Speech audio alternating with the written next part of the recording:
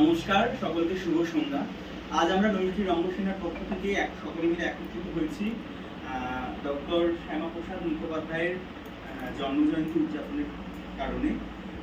উনি আজকে ওনার 125তম জন্মজয়ন্তী। 1901 সালে 6 জুলাই উনি জন্মগ্রহণ করেন।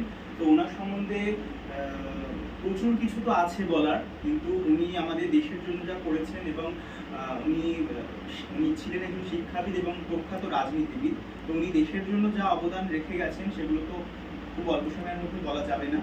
তো আমি বেশি কথা বলছি না, আমি প্রথমে ওনার প্রতিকৃতিতে মাল্যদান করার জন্য ডেকে নিচ্ছি রঙ্গসেনার সম্পাদক শ্রী দীপ ভৌমিককে।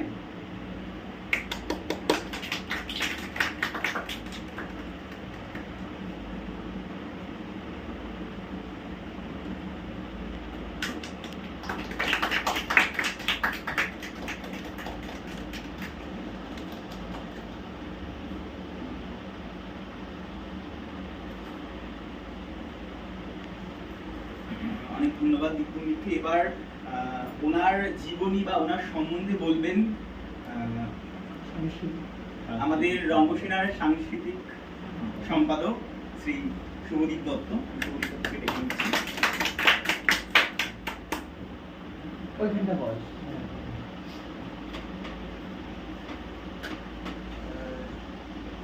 ডক্টর শ্যামাপ্রসাদ মুখোপাধ্যায়ের সম্বন্ধে বলার তো অনেক কিছু আছে, সব তো এইটুকু সময়ের মধ্যে বলা যায় না। তবুও বাঙালির চেতনায় তিনি যা যা করে গেছেন, তিনাকে যেভাবে আমরা দেখি, সেই সম্বন্ধে দু চার কথা লিখে নিয়ে এসেছি, সেই বিষয়ে আমি বলছি।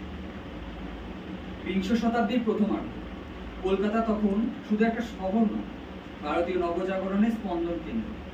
এই শহরেই এক আলোকিত পরিবারে 1901 সালে 6 জুলাই জন্ম নিলেন এমন একজন মানুষ যার নাম পরবর্তীকালে বাংলার ইতিহাসে গভীরভাবে খোদাই হয়ে যাবে, ডক্টর শ্যামাপ্রসাদ মুখোপাধ্যায়। তার পিতা ছিলেন স্যার আশুতোষ মুখোপাধ্যায়, শিক্ষা জগতের এক কিংবদন্তি পুরুষ, কলকাতা বিশ্ববিদ্যালয়ের প্রবাদ প্রতিম উপাচার্য। পিতার ছায়ায় বেড়ে ওঠা শ্যামাপ্রসাদের মনে গেঁথে যায় একটা অটল বিশ্বাস, শিক্ষাই একটি জাতির প্রকৃত ভিত্তি।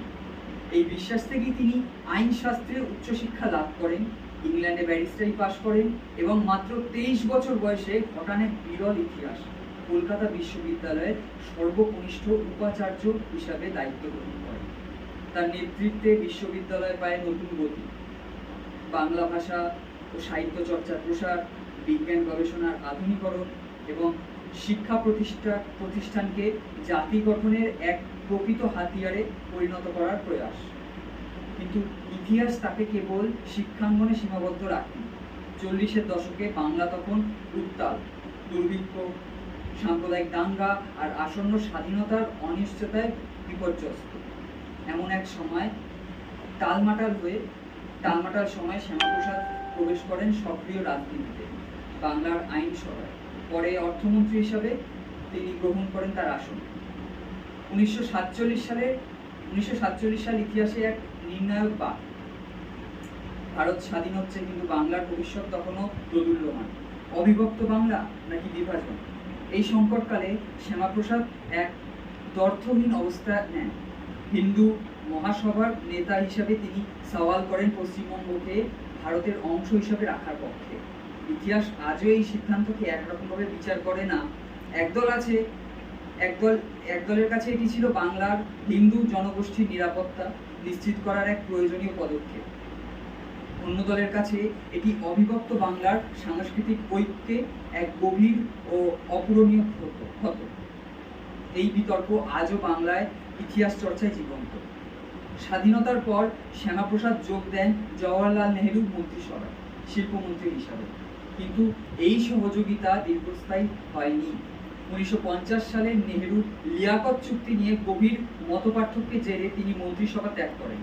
তার যুক্তি ছিল এই যে চুক্তি পূর্ববঙ্গ থেকে আগত উদ্বাস্তু হিন্দুদের স্বার্থ যথেষ্ট রক্ষা করছে না। এরপর 1951 সালে জন্ম নেয় এক নতুন রাজনৈতিক শক্তি, ভারতীয় জনসংঘ। শ্যামাপ্রসাদের নেতৃত্বে প্রতিষ্ঠিত এই দল ভবিষ্যতে রূপ নেয় ভারতীয় জনতা পার্টিতে, যা আজকের ভারতীয় রাজনীতির অন্যতম প্রধান শক্তি। তার জীবনের শেষ লড়াই ছিল জম্মু কাশ্মীরকে ঘিরে। রাজ্যে প্রবেশের জন্য বিশেষ অনুমতি ব্যবস্থার তীব্র বিরোধিতা করেন তিনি এই যুক্তিতে যে একই দেশের মধ্যে দুই সংবিধান, দুই প্রধান কখনো টিকে থাকতে পারে না। 1953 সালের মে মাসে বিনা অনুমতিতে কাশ্মীরে প্রবেশ করার অপরাধে তাকে গ্রেফতার করা হয়। কারাবাসে মাত্র কয়েক সপ্তাহের মধ্যে রহস্যজনক পরিস্থিতিতে তার মৃত্যু ঘটে। এমন এক মৃত্যু যার পূর্ণাঙ্গ ব্যাখ্যা নিয়ে আজও অনেক প্রশ্ন আছে এবং থেকে যাবে ইতিহাসের পাতায়। দশকের পর দশক পেরিয়ে আজ শ্যামাপ্রসাদ মুখোপাধ্যায় বাঙালির জাতির চেতনায় এক জটিল ও বহুস্তরীয় অবস্থান দখল করে আছেন। শিক্ষাবিদ হিসাবে তার অবদান প্রায় প্রশ্নাতীত। কলকাতা বিশ্ববিদ্যালয়ের ইতিহাসে তার নাম আজও শ্রদ্ধার সঙ্গে স্মরণ করা হয়, কিন্তু রাজনীতিবিদ হিসাবে তার মূল্যায়ন আজও বিভাজিত। কারোর কাছে তিনি দূরদর্শী রক্ষাকর্তা, যিনি সময়ের প্রয়োজনে কঠিন সিদ্ধান্ত নিতে দ্বিধা করেননি। আবার কারোর কাছে তিনি এমন এক রাজনীতির প্রতিনিধি যার সিদ্ধান্ত অবিভক্ত বাংলার ঐতিহ্যকে ক্ষতিগ্রস্ত করেছিল। হয়তো ইতিহাস কখনো একরৈখিক রেখা দেয় না, কিন্তু একটু নিশ্চিতভাবেই বলা যায় ডক্টর শ্যামাপ্রসাদ মুখোপাধ্যায়ের জীবন আজও বাংলার রাজনৈতিক ও সামাজিক চেতনার এক অবিচ্ছেদ্য অংশ, যাকে নিয়ে আলোচনা, বিতর্ক, অনুসন্ধান প্রজন্মের পর প্রজন্ম ধরে চলতেই থাকে।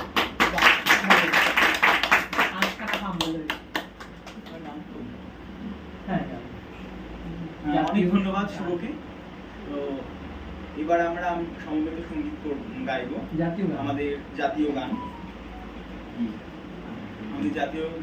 জাতীয় গীত বন্দে মাতরম।